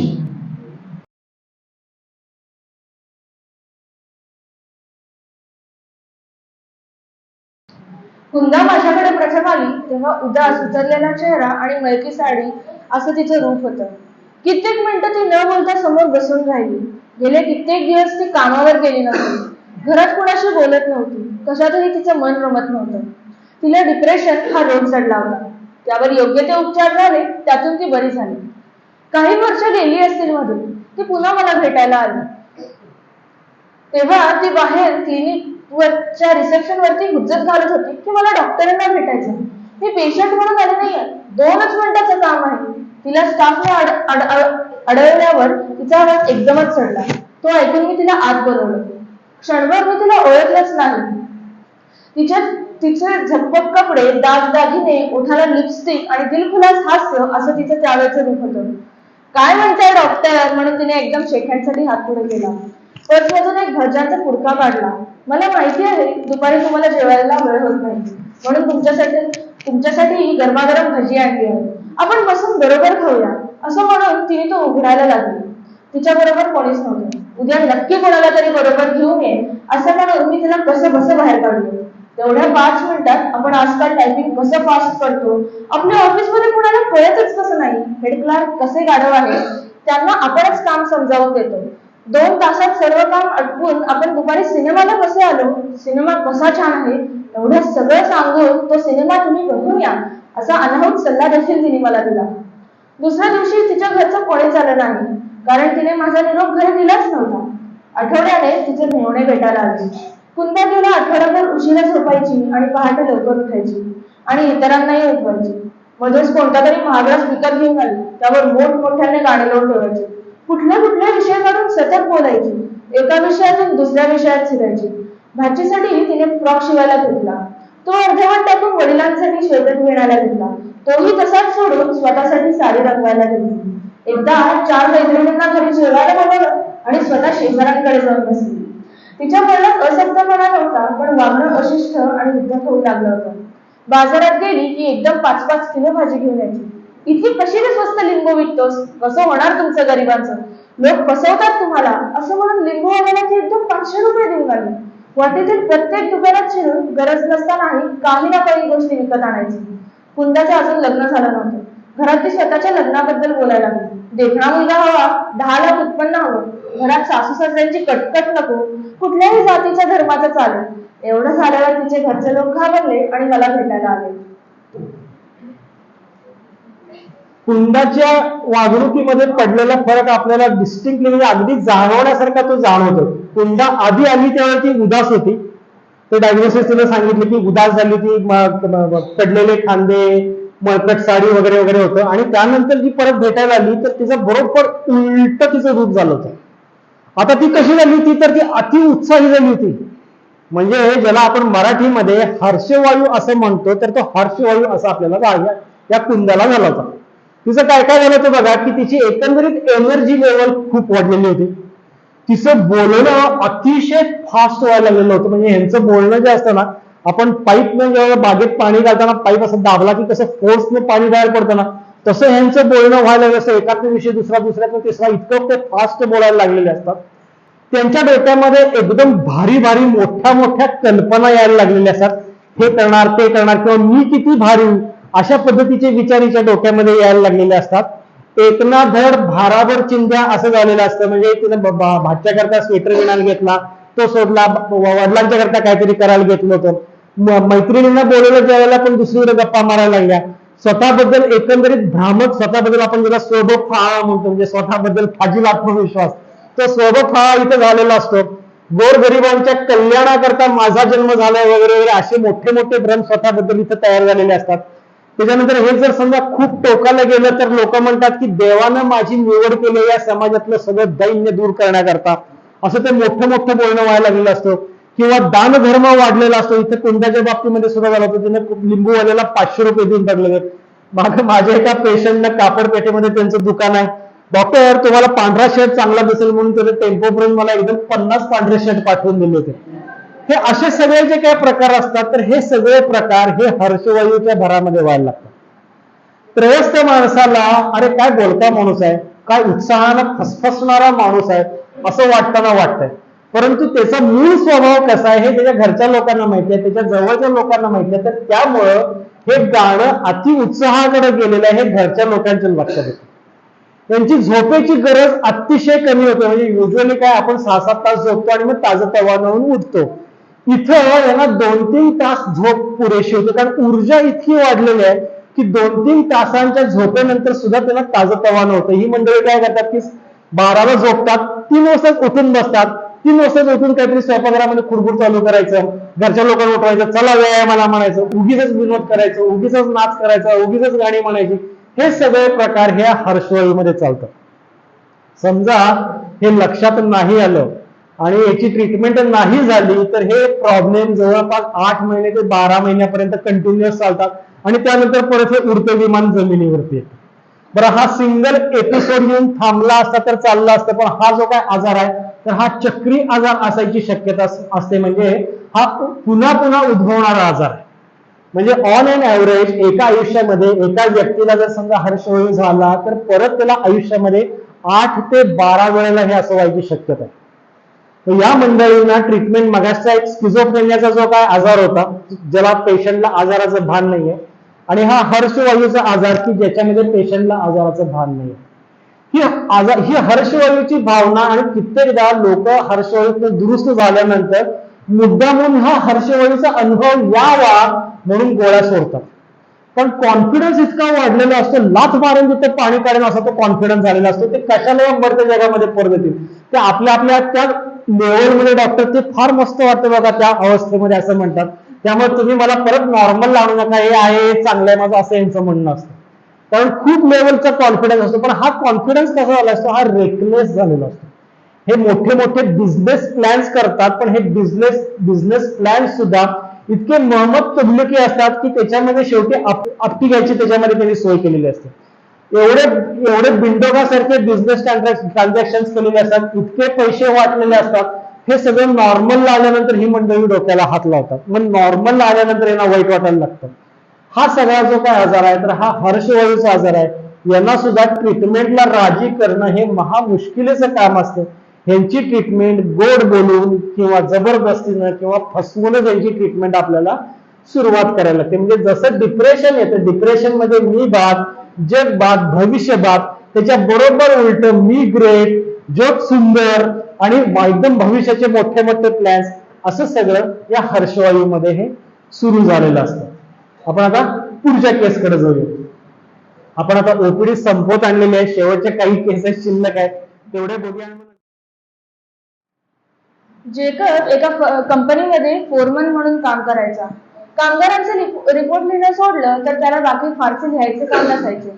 पण एके दिवशी साहेब म्हणाले, तुमचं अक्षर सुधारायला हवं. त्या दिवसापासून मात्र जेकबचं अक्षर आधीच बिघडलं. आपल्याकडे कोणीतरी पाहतंय असं वाटलं की त्याचा हात थरथरायला लागायचा. एकटा असताना मात्र तो भराभर लिहू शकायचा. चार चौघांसमोर लिहायची वेळ आली की त्याला खूप भीती वाटायची आणि नंतर तर तो बाथरूम मध्ये जाऊन लिहायचं काम करायला लागला. केस पुढची. मनीषा स्वतःच्या घरी असली की व्यवस्थित जेवते, परंतु अपरिचित माणसांसोबत असताना तिला घासही घेता येत नाही. नातेवाईकांच्या घरी जाणं तर ती टाळतेच. मैत्रिणींच्या लग्नाला गेली तरी जेवायला बसत नाही. हॉटेलमध्ये चहाचा एक घोट सुद्धा तिला घेता येत नाही. अशा ठिकाणी आपल्याला ठसका लागेल, उलटी होईल अशा भीती तिला वाटत असते. केस पुढची. जयंत 24 वर्षाचा हुशार कॉम्प्युटर इंजिनियर, हुशार पण लोकांमध्ये मिसळण्याची भीती म्हणून मागेच राहायचा. नवीन नोकरीमध्ये कंपनीने त्याला मुख्य प्रोजेक्ट मॅनेजर म्हणून नेमलं तर हा घरीच बसला. डॉक्टर 4 चौघांमध्ये जायचं, विशेषतः अनोळखी लोकांसमोर जायचं तर मला घाम फुटतो, छातीत धडधडतं आणि हातपाय कापायला लागतात. माझ्या अजून काहीतरी हास्यास्पद घडेल, लोक मला हसतील, माझी चेष्टा करतील असं मला वाटतं, म्हणून मी कुठेच जात नाही. अगदी तिकीट खिडकीतल्या माणसाशी सुद्धा 2 शब्द बोलणं मला जड जातं. तो हे म्हणाला आणि हे सांगताना सुद्धा त्याला घाम फुटला होता. जुबेदा पालीला प्रचंड घाबरते. घरचे रागवले तर तिचं उत्तर तयार असतं, पाय काय कोणाला आवडते का? आणि चुकून पाय जेवणामध्ये पडली तर काय होईल? असं तिचं म्हणणं खरं आहे, पण स्वयंपाकाआधी आपण तासन तास पाल शोधत बसतो का, या प्रश्नाचं उत्तर तिच्याकडे नव्हतं. प्रसाद मांजरांना घाबरायचा. घराबाहेर पाऊल टाकण्याआधी तो मांजर कुठे दिसतंय का याची टहळणी करून पाहायचा. समोरून येणाऱ्या वाहनांपेक्षा मांजर अधिक धोक्याचं आहे का? पण नाही. मांजर दिसलं की प्रसाद थांबला. एक फरलांग जायला त्याला तास लागला. इतरांना त्याचं हसू आलं तरी त्याला जीव नकोसा व्हायचा. गायतोंडे साहेब हृदयविकाराला घाबरून स्वतःच्या नाडीवर हात ठेवून घरी बसतात. फक्त 1 किलो भाजीची पिशवी उचलायला ते विचकतात. जिन्याच्या दर 2 पायऱ्यांनंतर छातीत कळ येते का याचा थांबून कानोसा घेतात. त्याचा बराचसा वेळ दवाखान्यातच जातो. आजवर त्यांनी शेकडो कार्डिओग्राम काढून घेतले असतील. अगदी कालचा रिपोर्ट नॉर्मल असला तरी आज दम लागल्यासारखं वाटलं तरी ते आजही कार्डिओग्राम काढून घेतात. हृदयविकाराच्या भीतीने हा धट्टाकट्टा माणूस अगदी हतबल झाला होता. होत वहिनीचं एरवी तसं छान चाललेलं असतं, पण कोणाच्या आजाराची, अपघाताची, मृत्यूची बातमी ऐकली की आता गर्भगळीत होतात. चुकून असली बातमी नजरेला पडेल म्हणून ते वर्तमानपत्र सुद्धा धरत नाही. कोणाकडे समाचाराला जाणे, हॉस्पिटलमध्ये जाणे, कोणी ऍडमिट असेल तर त्याला पाहायला जाणे, त्यांना या भीतीमुळे जमतच नाही. त्याचे त्यांना खूप वाईट वाटून त्रास होतो. आता इथं वेगळ्या वेगळ्या केसेस सांगितल्या, पण सगळ्यांच्या मध्ये धागा एक कॉमन आहे, तो कोणाच्या लक्षात आलाय का? यातल्या प्रत्येक कथानायकाला किंवा कथानायिकेला दैनंदिन जीवनातल्या कुठल्या तरी क्षुद्र गोष्टीची अवास्तव भीती वाटते. फॉर एक्झाम्पल, प्रसाद मांजराला घाबरतो, गायतोंडे साहेबांना हृदयविकाराची भीती वाटते, खोत वहिनींना मृत्यूच्या बातम्या, आजाराच्या बातम्या त्यांना भीती वाटते. त्याच्यानंतर जेकबला 4 लोकांच्या समोर लिहायचं म्हणलं की भीती वाटते, मनीषाला लोकांच्या समोर काही खायचं म्हणलं की भीती वाटते, जयंतला लोकांची भीती वाटते, जुबेदा पालीला घाबरते. या सगळ्या दैनंदिन जीवनातल्या अतिशय छोट्या छोट्या गोष्टी आहेत. तर या सगळ्या गोष्टींना ही मंडळी आतोनात घाबरतात. आणि मग ह्या भीत्या जर समजा यांच्या एकंदरीत जगण्यामध्ये कुठं आडव्या यायला लागल्या तर मग मात्र आयुष्यावरती परिणाम व्हायला चालू होतो. या आजाराला म्हणतात फोबिया किंवा भयगंड. आपल्यापैकी खूप जणांना असे खूप भयगंड असतात. मला स्वतःला पालीचा फोबिया आहे. मला जेव्हा मी माझी स्टोरी सांगतो, म्हणजे मी असं बऱ्याचदा म्हणतो की शिकारी खुद यहा शिकार हो गया, असा आजार आहे. मला पालीची भयंकर भीती वाटते. सुरुवातीला ज्या वेळेला मी प्रॅक्टिस चालू केली तर त्यावेळेला पेशंट तपासत असताना चुकचुक असा पालीचा आवाज ऐकला की मला भयंकर भीती वाटायची. कशाला कोरड पडायची आणि मी पेशंटला सोडून कन्सल्टिंग रूम मधनं बाहेरच निघून जायचं. इथं काय व्हायला लागलं की माझंच वागणं हास्यास्पद व्हायला लागलं. म्हणजे माझ्या एका आयुष्यातल्या महत्वाच्या एका एरियावरती परिणाम व्हायला लागला. म्हणजे आता मला याची ट्रीटमेंट घेणं गरजेचं होतं. त्याच्यानंतर अजून एक माझ्या पेशंटचं उदाहरण सांगतो की तो आपला पाणी पुरवठा विभाग आहे ना, तर त्या पाणी पुरवठा विभागामध्ये काहीतरी नळ सोडायचं काम त्याच्याकडे होतं. छान चाललं तर नवरा बायको 2 मुलं, आई वडील आणि हा खर्च कमावता. व्यवस्थित चाललेलं होतं. पण साहेब एक बदलून आले आणि साहेबांनी याची ड्युटी बदलली आणि ड्युटी काय लावली की तू जे रस्त्यावरचे वॉल सोडतोस ना ती ड्युटी तुझी बंद. आता तू वरती त्या टाकीवरती चढायचं आणि रोज सकाळी 6 वाजता तिथला वॉल सोडायची ड्युटी तुझी. हा पठ्ठ्या म्हणलं की मी जाणारच नाही कामाला. कारण का तर याला उंच ठिकाणाची भीती होती. म्हणजे बघा या भीत्या किती पॉवरफुल आहेत. ह्या सगळी ही ज्या सगळ्या भीत्या आहे का मराठी नाही पण या भीत्या किती पॉवरफुल आहेत बघा. आयुष्यावरती परिणाम व्हायला लागला. ह्या माणसाचं सगळं घर या गोष्टीवरती अवलंबून असून सुद्धा हा माणूस घर आपलं काम सोडायला तयार झाला होता. आपल्याला वाटतं की अरे यात काय घाबरायचं, ही तर किती किरकोळ गोष्ट आहे, यात काय घाबरण्यासारखं असतं. पण यांची ही जी काय भीती आहे तर ही भीती इतकी प्रचंड प्रमाणामध्ये असते की अक्षरशः ते पॅनिक अटॅक येईल, म्हणजे भीतीची लाट येईल इतक्या तीव्रतेची त्यांना ती भीती वाटत असते. मग जर समजा आयुष्यावरती परिणाम होत नसेल तर चालू शकतो. मग बाबा ती भीती तशीच जिवंत आहे आणि माझं आयुष्य चाललंय तर ते चालू शकतं. पण आयुष्यावरती जर समजा परिणाम व्हायला लागला, जसा माझ्या बाबतीमध्ये व्हायला लागला होता, जसा यांच्या बाबतीमध्ये व्हायला लागला होता, तर याच्यावरती आपल्याला ट्रीटमेंट घेणं हे गरजेचं आहे. आणि ह्याच्यावरती ट्रीटमेंट हे अगदी अतिशय छान पद्धतीने ही ट्रीटमेंट होती. साधं सोपं सूत्र असतं की लहान मुलांना सुद्धा पाण्याची भीती असते, ती आपण कशी मोडतो? ही भीती आपण 2 पद्धतीने मोडतो. एक म्हणजे पहिला पर्याय म्हणजे काय, आमच्या लहानपणी करायचं की धरायचं, उचलायचं, फेकायचं पाण्यामध्ये. 2दा फेकलं की पाण्याची भीती मोडते.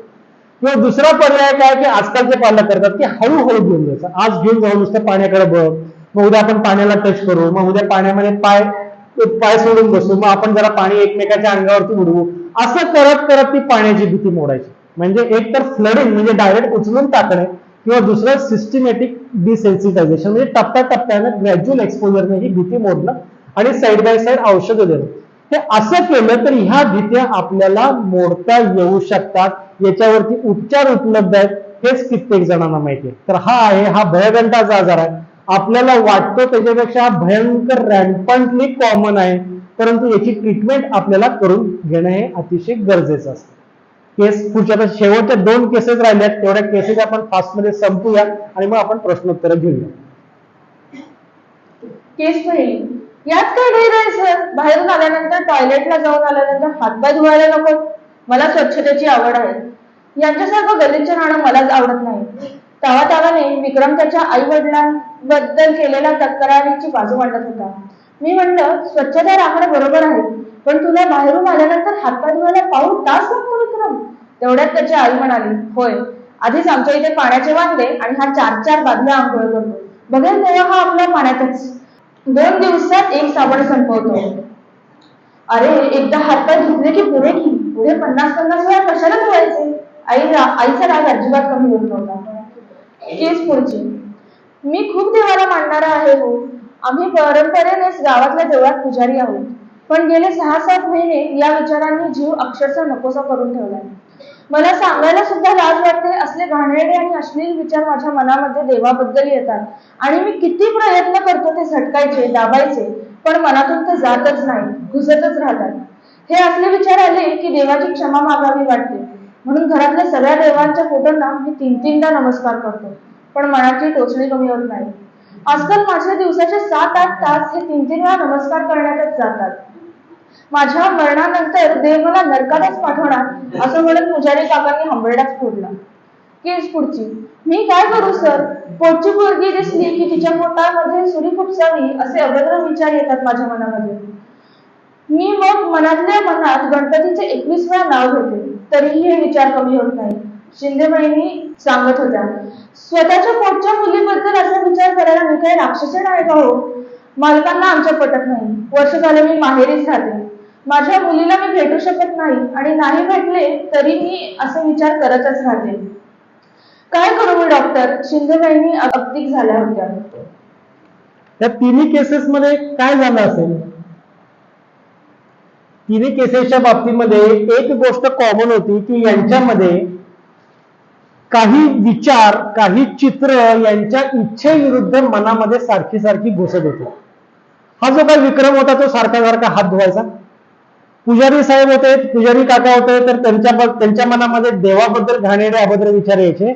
आणि या ज्या काय शिंदे वहिनी होत्या, तर या शिंदे वहिनींच्या डोक्यामध्ये मुलीला काहीतरी करतोय आपण किंवा काहीतरी करावे असे विचार यायचे. बघा, हे चुकीचे आहेत हे कळतात, पण हे झटकून टाकता येत नाही. म्हणजे आपल्या घरामध्ये जे मांजर असतं सारखं पायात येतं, कुठे येऊन सोडलं तरी ते परत आपल्या मागोमाग आपल्या आधी घरी येतं. तसे हे विचार कितीही झटकायचा प्रयत्न केला, कितीही कंट्रोल करायचा प्रयत्न केला तरी ते जातच नाही. विक्रमच्या बाबतीमध्ये काय होत होतं की माझ्या हाताला काहीतरी कुठेतरी घाण लागले, हा विचार, ही शंका पुन्हा पुन्हा डोक्यात घुसायची.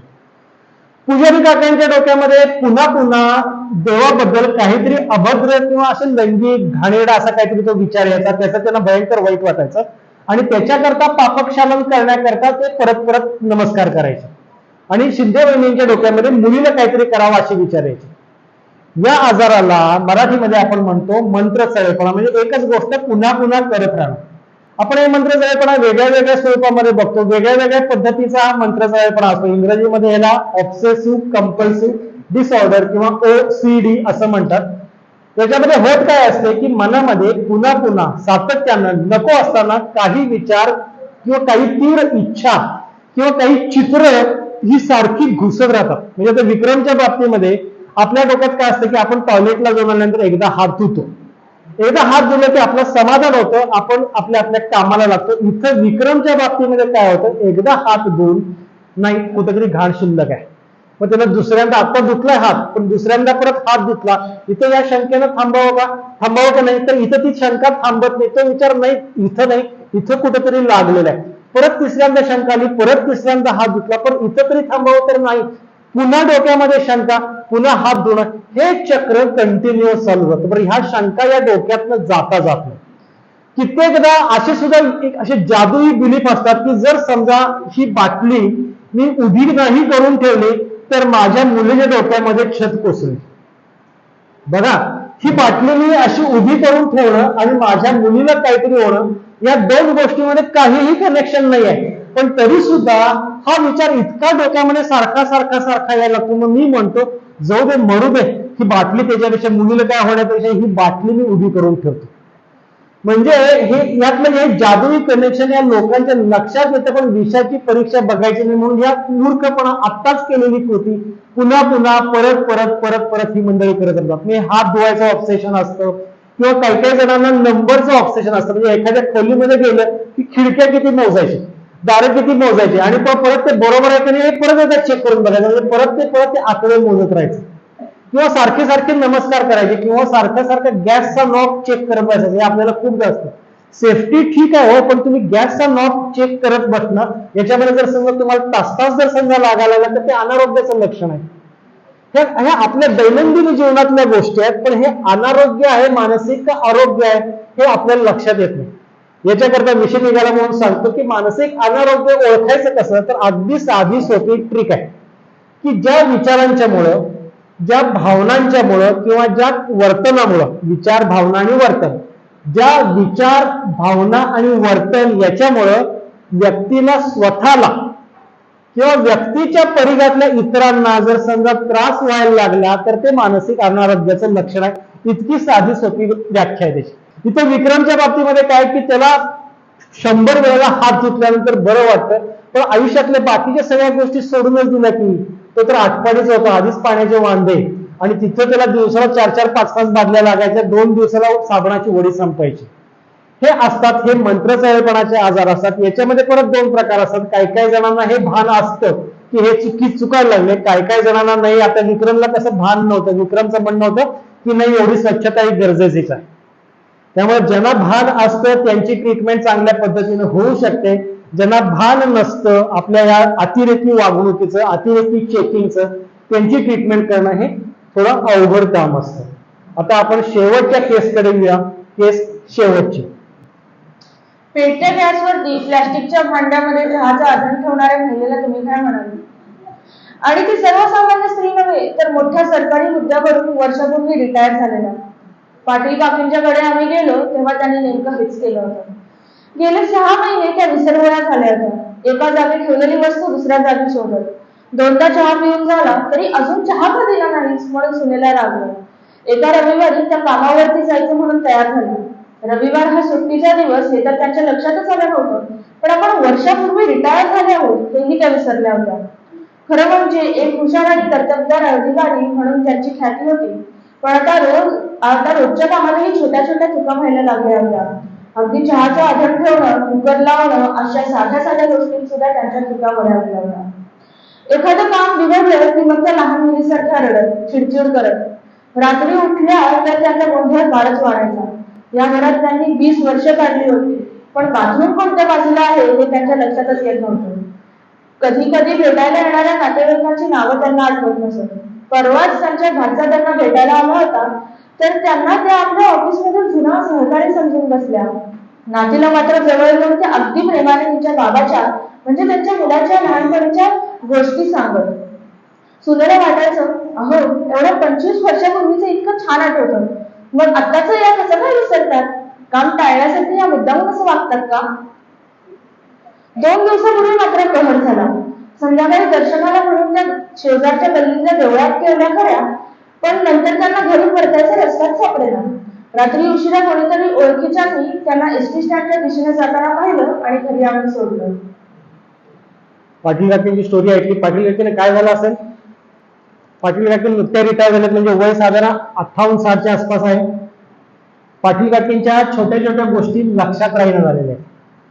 म्हणजे पाटील काकींना स्मृतिभ्रंशाच्या आजाराची सुरुवात असायची शक्यता आहे. काय काय व्हायला लागलं तर पाटील काकींना तर छोट्या छोट्या गोष्टी जमेनात, नुकत्या घडलेल्या गोष्टी स्मरणशक्तीमध्ये राहत नव्हत्या. जुन्या 25 वर्षापूर्वी मुलाच्या गोष्टी सांगतात, अगदी नख सांगतात, परंतु आत्ता काय झालं हे त्यांच्या लक्षात नाहीये. म्हणजे स्मृतीभ्रंशातली जी स्मृती जायला लागते तर ती पहिल्यांदा आत्ताच्या स्मृती जायला लागतात, मग नंतरच्या स्मृती, आणि मग त्यानंतर मग त्या शेवटच्या स्मृती. म्हणजे ही सुद्धा मंडळी घरच्या लोकांना विसरायला लागतात. ते त्यांचा विसरायचा क्रम सुद्धा कसं त्यांच्या आयुष्यामध्ये ज्या क्रमानं माणसांनी त्याच्या बरोबर उलट्या क्रमानं ते विसरायला चालू करतात. म्हणजे सगळ्यात पहिल्यांदा नातवंडांना विसरतात, मग सुनेला विसरतात, मग मुलांना विसरतात, मग नवऱ्याला विसरतात, आणि मग नंतर मग लहानपणातलीच माणसं, म्हणजे नवरा म्हणजे माझा भाऊच आहे किंवा माझे वडीलच आहेत असं ते समजायला लागतात. आपलं आत्ता जे राहतं घर आहे तर आपलं ते माहेरचं घर आहे असं त्यांना ते वाटायला लागतं. हा जो काय आजार आहे तर हा स्मृतीभ्रंशाचा आजार आहे. ह्याची सुरुवात अतिशय सावकाशीनं होत होती. अतिशय सावकाशीने याची सुरुवात होते.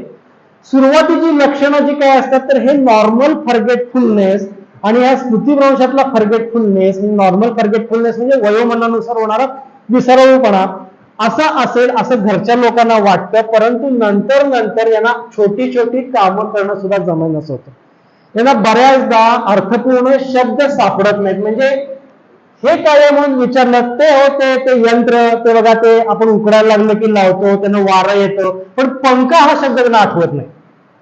हे काय म्हणून दाखवलं की हे हो, हे लिहायचं, हे ना आपण लिहितो, सही करतो, हे हो, त्याला पेन म्हणतात. हा पेन हा शब्द त्यांना आठवत नाही, पण त्याचं सगळं वर्णन करून सांगतात.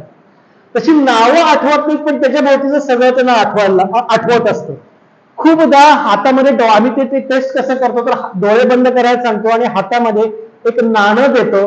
हे हो, हे चपट आपण काहीतरी खरेदी करायला वापरतो म्हणून सांगतो, पण याला नाणं म्हणतात, त्यांना आठवत नाही. किंवा खूपदा ती किल्ली आहे समजते, पण ती किल्ली कुलपाला लावायची कशी ते समजत नाही. मग अशा छोट्या छोट्या गोष्टींच्या मध्ये त्यांना गोंधळ उडायला लागतो. आता पाटील काकी त्या घरामध्ये 20 वर्ष राहत होते, पण बाथरूम कुठल्या साईडला आहे ते त्यांना आठवत नव्हतं. तर अशा पद्धतीनं हा स्मृतीभ्रंशाचा हा आजार सुरू होतो. घरच्या मंडळींना जोपर्यंत हे त्रासदायक होत नाही तोपर्यंत काय वृद्धापकाळामुळे झालंय तर म्हणून ती घरची मंडळी खूप दुर्लक्ष करतात. परंतु ज्यावेळेला आता पाटील काकी हरवल्याच, त्यांना घरी यायचा रस्ता सापडेना म्हणल्यानंतर मग घरच्या लोकांचा दाब जाणार, कारण मग त्यांच्यावरती येते ना ते, तुम्ही लक्ष ठेवत नाही का भावकी म्हणते. इथं काय करायला पाहिजे लोकांनी की हे वेळेमध्ये लक्षात जर समजा आलं तर आपल्याला हे दुरुस्त जरी समजा करता नाही आलं तरी स्मृतीभ्रंशाची जी काही गती आहे, मेंदूचा ऱ्हास व्हायची जी काही गती आहे तर ती गती आपल्याला थांबवता नाही आली, रिव्हर्स नाही करता आली तरी त्या गतीला आपल्याला ब्रेक लावून ठेवता येतो. म्हणजे उताराकडे तोंड करून ठेवलेली रिक्षा असते स्मृतीभ्रंशाचा आजार. म्हणजे तुम्ही काही करा की हळूहळू हळूहळू ती घरंगळतच जाणार आहे. परंतु आपल्याला औषधांना काय करता येते तर ती उतारावर गती जी काय आहे तर त्या गतीला आपल्याला ब्रेक लावता येतो आणि उर्वरित मेंदू आहे तो त्यातल्या त्यात आपल्याला टिकवून धरता येतो. युट्यूबला डॉक्टर मोहन आगाश यांचा अस्तू नावाचा सिनेमा मोफत उपलब्ध आहे. जर डिमेन्शिया कसा असतो हे बघायचं असेल तर अस्तू नावाचा सिनेमा सगळ्यांनी अवश्य बघा. या सगळ्या ज्या काही केसेस आहेत तर या सगळ्या केसेस आवडल्या असतील, मनोविकारांच्या बद्दल जाणून घ्यायचं असेल तर आता सध्या झी मराठीवरती मनशुद्ध तुझं नावाचं एक सिरीज चालू आहे. त्याचे एपिसोड आता युट्यूब वरती पण आलेले आहेत.